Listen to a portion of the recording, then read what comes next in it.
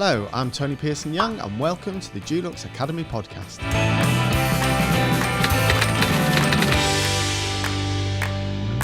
As we've discussed in the last two episodes, it's been a strange 6 months for everyone and we've all had to adapt. This week we are discussing the new normal.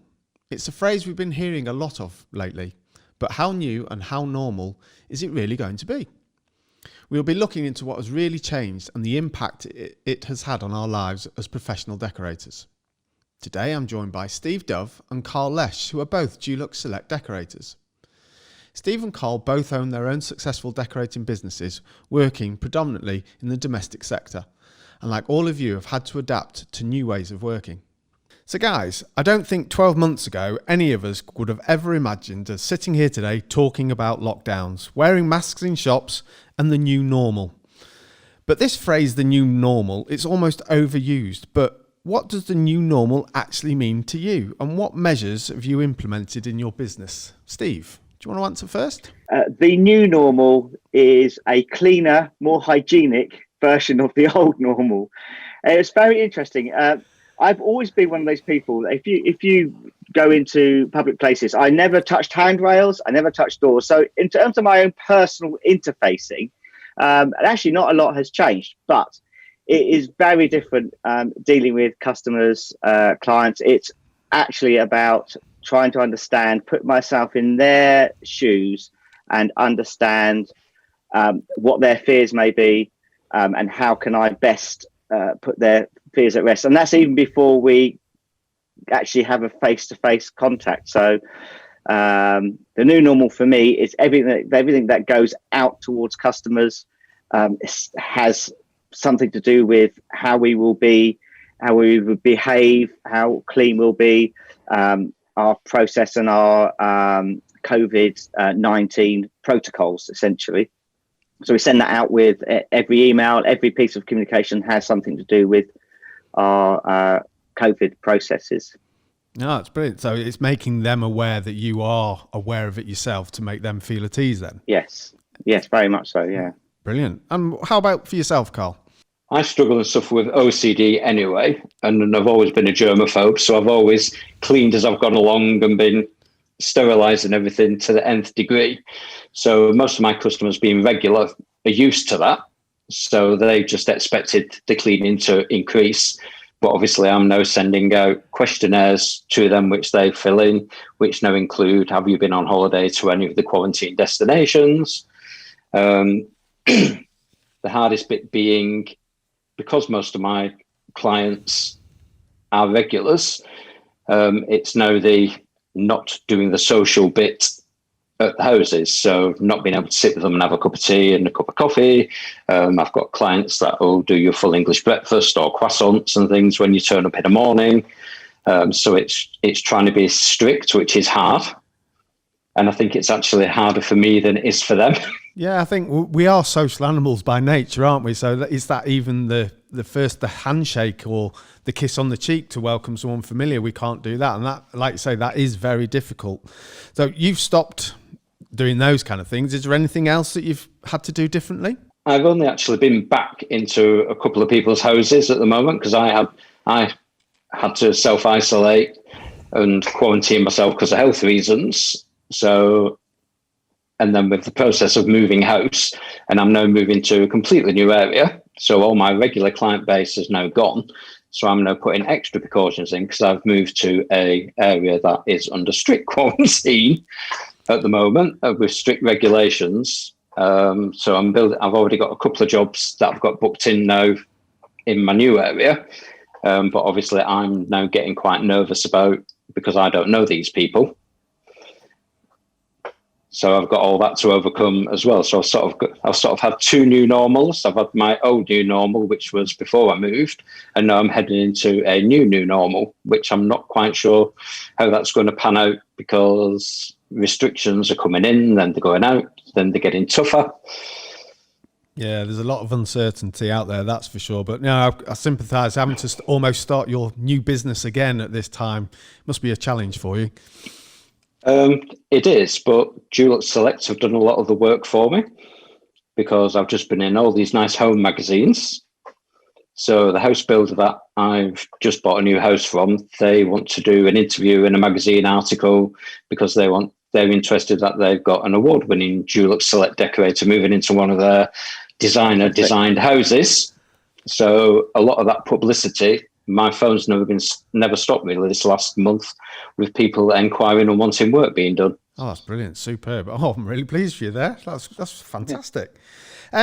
Steve, have you been using technology in a new way? So doing this podcast now, we're using Zoom, this new wonder product that probably 6 months ago no one ever heard of, and now we're all getting pretty used to it. Have you been using this with your clients? Yeah, I've done a lot of pre-visit photographs. So I'll get customers to send over photographs, which I did sometimes, but I always believed that it was better to meet the customer face to face first, because they buy me as much as they buy a decorating service. You know, that's one of the defining things. We all have to find out why people want us.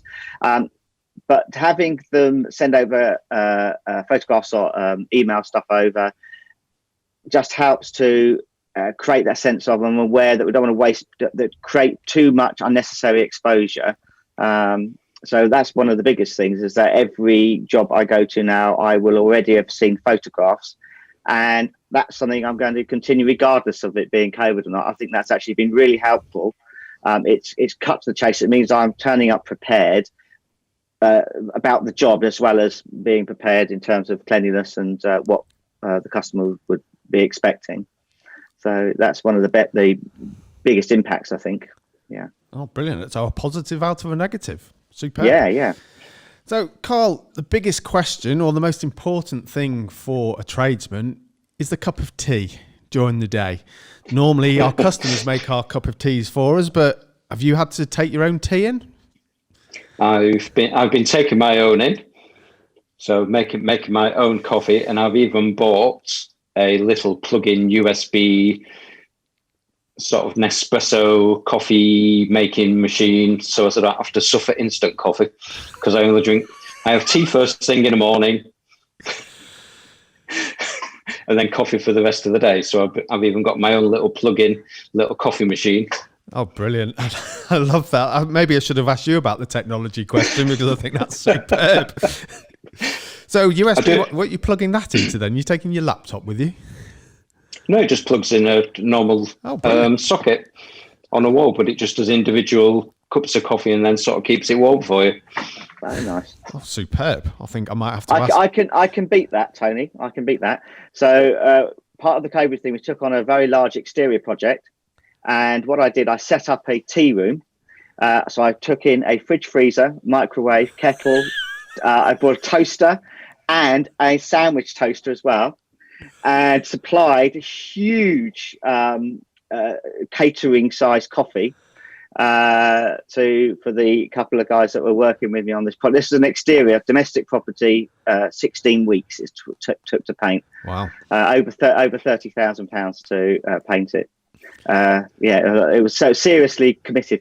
But I gave the guys a very nice break room, and then wondered why we didn't quite get as productive as we could have done. Maybe the chaise longue in there was a step too far. Maybe it was the sofa. Maybe I shouldn't have bought the sofa.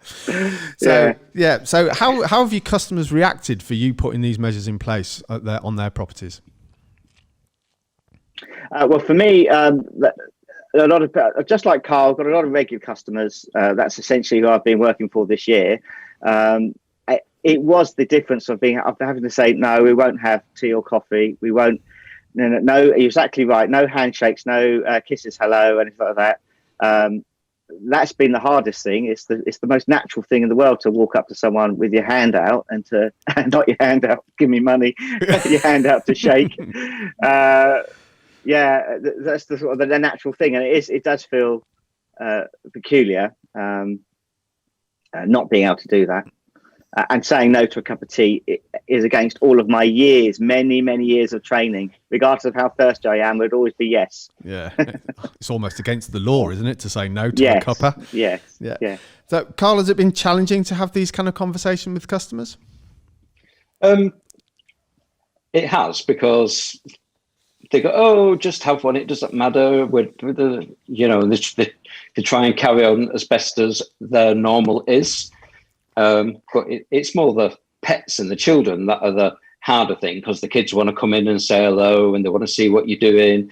And when you've had them involved and they've held a paintbrush and done a bit of rolling in the past, they think, oh, well, Carl's here again. We can just go in and carry on regardless. And it's like, no, you can't really.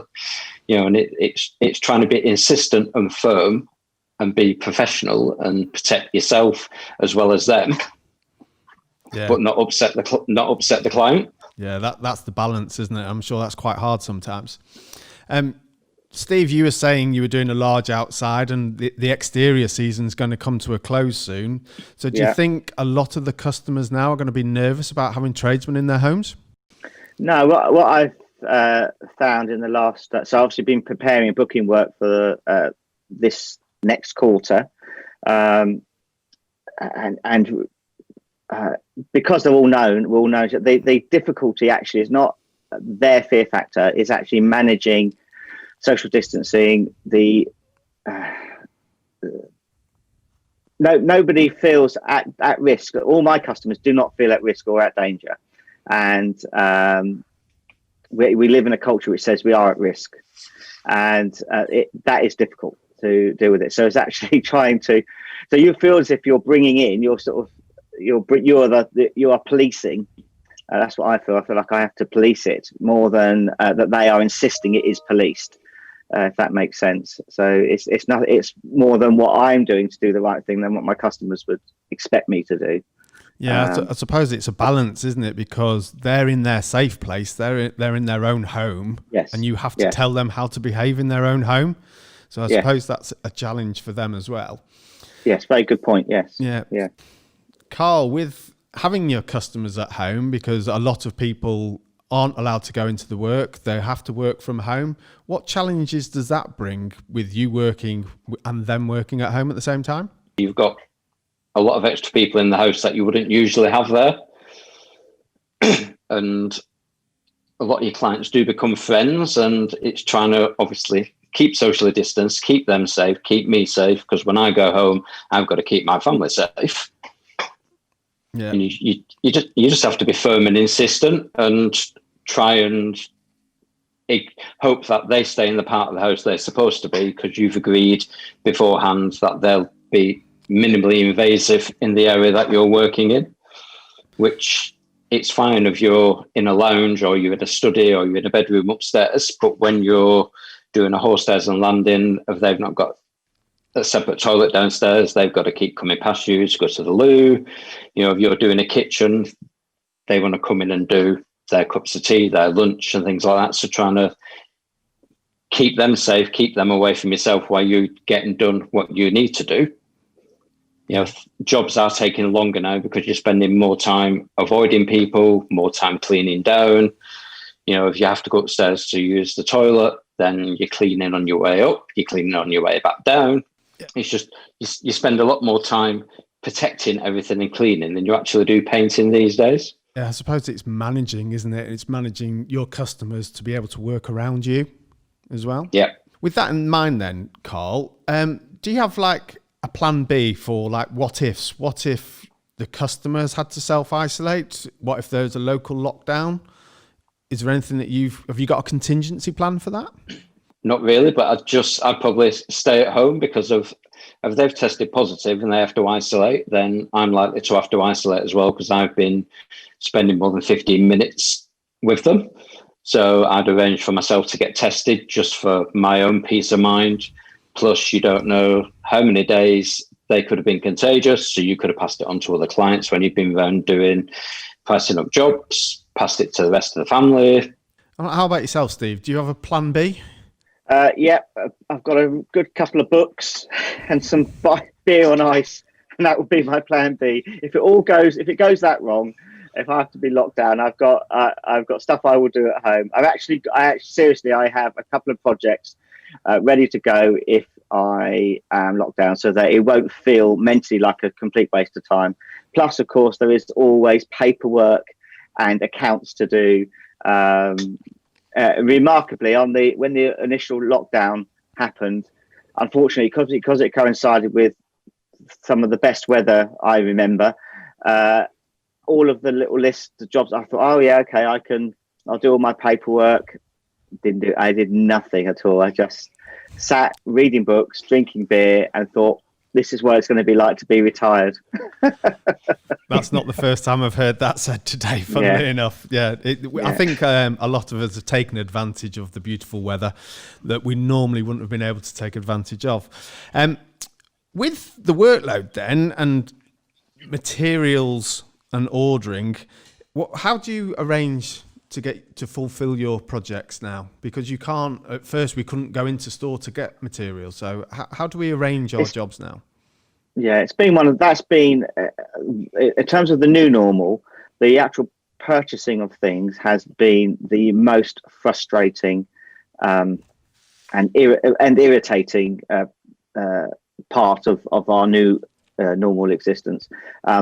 Ordering ahead, I've always been a terrible person for ordering ahead. It's always been often with colours, it will be the customer will decide as we start the job, we'll decide.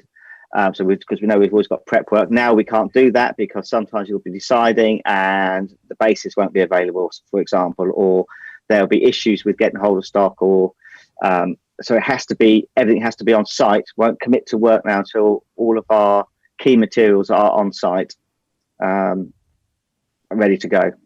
And how about yourself, Carl? How have you been able to manage this? Obviously, when you couldn't go to the shops, some of the stuff I've managed to have delivered. I've had Dulux paint mixed at a local paint shop that actually had bases in, luckily when I needed them. But like everyone else now, it's a case of the job can only start when we can actually get the paint mixed in the colour. So it's a lot more shopping around, ringing around, trying to get hold of someone that's got the base in to mix the colour of the paint that you really need. Yeah. Have we used the online ordering system where we can click and collect at all? Yeah. And how's that? I've done that. Yeah. Does it work well? Yeah, I mean, my local DDC operate a fabulous service, and they deliver. You ring up in the morning before 9 o'clock and you get it delivered the same day they've got it in, and they deliver it to the job where you work in. So that's really good of them. That's good, especially for Steve. If it's lastminute.com, he's phoned up at 5 to 9 and say, can I have? Yeah, you're going to get it that day. I have to give a big shout out to Portsmouth DDC, who are my nearest, which is about 20 miles away. They get stuff to me by midday, 1 o'clock, with me phoning them at 9. They're absolutely stars. We've done on this exterior project, we've done thousands of pounds worth of repair care, and sort of collating all that stuff and getting it to site in a timely fashion. I think I managed to buy the last 1 litre of quick drying Weather Shield satin I think it was in England. They were like, everyone was stocking and showing -14 in stock for bases, and I'd prepped the door, and it just hadn't occurred to me. This is my point about trying to get everything on site before we actually start, and it was only a front door, meant to be a tiny little job as a favour to a near sort of neighbour, and it was. I managed to buy the one last litre. I think I could have eBayed it for £10 million or something. It could have been a bidding war. And finally, what do we think we can learn from other industries? Is there anything that you've seen in the retail or hospitality sector that you think would benefit us as decorators? I think if we could put 2-metre stickers around all our clients' houses, that would benefit. Or do a one-way system. It's fine when one's in the east wing and you're working in the west wing, but unfortunately, most of my clients don't have wings. They just have normal standard-sized houses. Oh, have you been working at the Dove's house then? No. And for you, Steve, do you think there's anything that we can pinch from another industry and bring over to ourselves to help things work a little bit more smoothly? Well, I actually think we are doing things and have done things very well indeed. I don't think there is much more we can do. We can't live in bubbles. We live in the real world. We are magicians of paint. So we do perform quite well in difficult circumstances as they are at the moment. I don't think there is anything we can do that would be beyond being rude to customers. That's the thing is I think we're doing things well at the moment as an industry. How then would you sum up the new normal in a short, succinct sentence? What is the new normal? That's it. Was that too short? What do you think, Carl? Then carry on as we are. Yeah, I think for myself, I'd probably think just be more aware of how people interact with each other. Just take a step back instead of a step forward and just think about things. Yeah, and just think about your own safety and other people's safety around you. Steve, we spoke about the new normal at work and the projects we undertake, but how's the new normal? What effect is that taking on your home life and your family life? Well, home and family life, my wife is a nurse, works in a school. You couldn't think of two worse careers to have taken up now, to be in education and be in healthcare, and she's doing both. So part of my job at home is to make her life as smooth and as stress-free at home as is possible. At the moment it involves leaving 2 chocolates on the steering wheel in the car when she goes to work. Oh, bless. Hiding them in different places. She has to find them. She has yet to sit on one. That's the one I'm waiting to find out what she does. Likes to work with a chocolate eclair stuck to her bottom. That would be interesting. But yeah, I know you're quite keen on your golf, and you play the guitar quite a lot with your band. Yes. So how's that been that you've not been able to do those? Yeah, well, golf have been. I'm involved in my golf club. I sit on committees, and we have been. We're one of the best clubs in the south of England for our policies and enabling people to get out there and play. Golfers have a massive resurgence over the lockdown. It was the first sport to be released, an activity to be released, and we had loads of people who were former golfers and now taking up the game. But it is very different. Socially, golf is an extremely sociable game. We've all got something to moan about and talk about. It's not dissimilar to decorating. It's always something to talk about. But we just have to do everything at distance, no touching. I mean, it is. I think you made this point very early on that the new normal is actually keeping your distance, and that's the best thing about coming home, is that you don't have to do it anymore. Whereas being out of home means you have to keep your distance, and that is counterintuitive to touchy-feely human beings. Yeah, definitely. And Carl, how about yourself socially? And when I believe you just bought a new home, so how difficult a process was that in the new normal? The house literally went on the market the week before lockdown.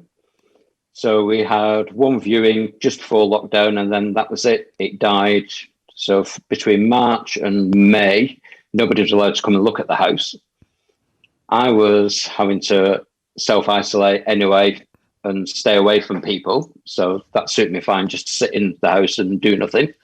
Then when things started relaxing, the agents were allowed to show people around again under supposedly strict guidance and regulations.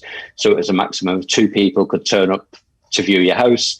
You had to go around and sterilise everything within an inch of its life before they came. You had to leave the house 30 minutes beforehand. The agent did the viewing. Then when you went back in, you had to sterilise everything and clean everything again. So I'd been struggling with my OCD. So the first viewing, I hid around the corner behind a bush because I was inquisitive to see who was coming in the house. And the first viewing turned up and it was 4 people. So, of course, that then set my mind racing. Well, he's now breaking the regulations because he's showing 4 around and it's a maximum of 2. They're not allowed to touch anything in the house, but how can he see what they're touching and what they're not touching? So I then spent 15 hours washing light bulbs and wiping ceilings and doors and shampooing carpets. Everything had to come out the wardrobes, all the beds had to be stripped, everything had to come out the kitchen cupboards because I was just paranoid at the time, stupidly, that they could have come in and put COVID in the house. Yeah, no, it must have been very, very But- difficult for you. But luckily, there was only 2 viewings, both of which put in full asking price offers. The second one was a cash buyer. So it was ideal, went through with them, and house completed at the end of August. Oh, brilliant. So we're just waiting now to go into the new one, which the process for that has been quite awkward because it's in an area that's in greater restrictions at the moment. So whereas normally you'd go along every week and you'd go and have a look round, they were obviously protecting their trades that were in building and fitting out the house. So you weren't allowed to go in. So we never actually saw the inside of our physical house until last Thursday when we went for the preview before we move in, after we'd exchanged contracts. So we never actually physically stepped foot or touched anything inside our house until last week. Wow.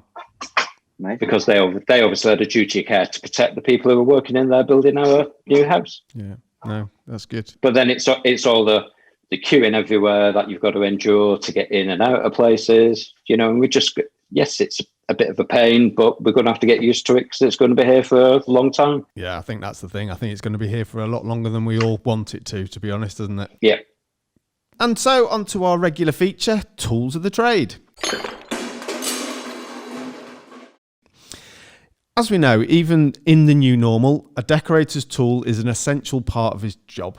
So before we finish, as always, we want to know what is the one tool that you really can't do without to be able to, for you to deliver your business. So it can be a hand tool, it can be a paintbrush, it could be some technology. So Carl, what's the one bit that you need for you? I say mine's my OCD because that makes me a perfectionist. Brilliant. And gets the clients the job that they really want. So how does OCD, how does it manifest itself for you to perform your job?